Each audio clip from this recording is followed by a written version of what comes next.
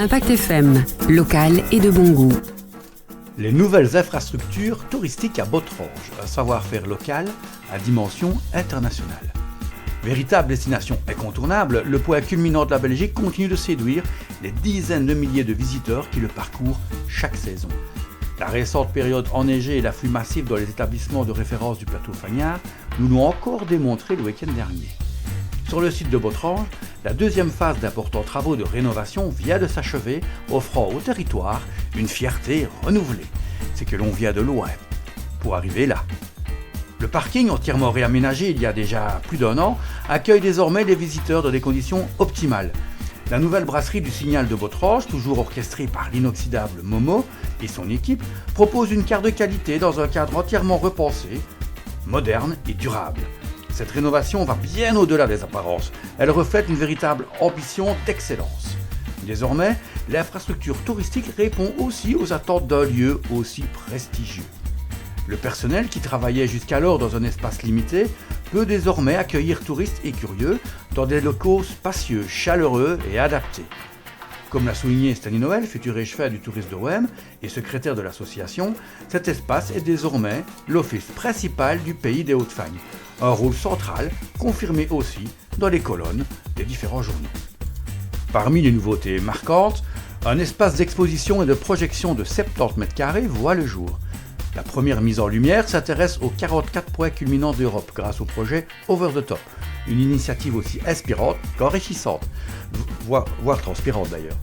Le mini-documentaire Historium, diffusé en continu, complète l'expérience en abordant des thématiques variées. Des points culminants, bien sûr, aux frontières linguistiques et culturelles, en passant par l'histoire de l'ancienne principauté abbatiale de Sablon-Malmedy et l'importance des bassins hydrographiques. Cet espace permet d'évoluer avec le temps, tout en s'ouvrant aux 4 langues de référence pour accueillir un public toujours plus diversifié. Et quelle réussite! Rien n'a été laissé au hasard. Une architecture intégrée, des matériaux naturels fournis et travaillés par des entreprises locales et la contribution inestimable des ouvriers des différents services communaux, tout cela témoigne d'un projet pensé dans les moindres détails. De la menuiserie aux abords, en passant par une gestion énergétique exemplaire, ce projet incarne le savoir-faire et la créativité de la région.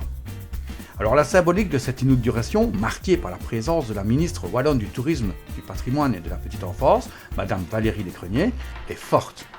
Aux côtés de l'architecte désigné, Daniel Stoffels, bourgmestre de Wem, et comme on le sait, fervent défenseur du projet depuis plusieurs mandatures, Christophe Tunus, échevin du tourisme notamment, et Stanley Noël, ont solennellement ouvert ce nouveau chapitre pour Botrange, sous les mots encourageants de Jean-Paul Bastin, bourgmestre de Malmedy, et les nombreux témoignages des représentants du tissu associatif, économique et touristique qui ont su braver les conditions climatiques du moment. Quel programme! Et si ce n'était qu'un début? La troisième phase, centrée sur la réhabilitation de la tour et son potentiel comme véritable signal touristique, sera prochainement au cœur des discussions.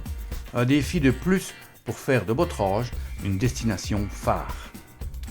Au-delà des chiffres et des pierres, ce projet incarne l'essence même de la résilience et du génie collectif. Excusez-nous du peu. Botrange est aujourd'hui bien plus qu'un sommet. C'est un symbole de ce que notre territoire peut accomplir lorsque talent, passion et vision se rassemblent. Venez découvrir, redécouvrir et surtout vivre Botrange, un lieu d'exception, local et de bon goût. À la semaine prochaine! L'ASBL Pays de la Haute-Amblève, c'est la valorisation d'une région d'exception.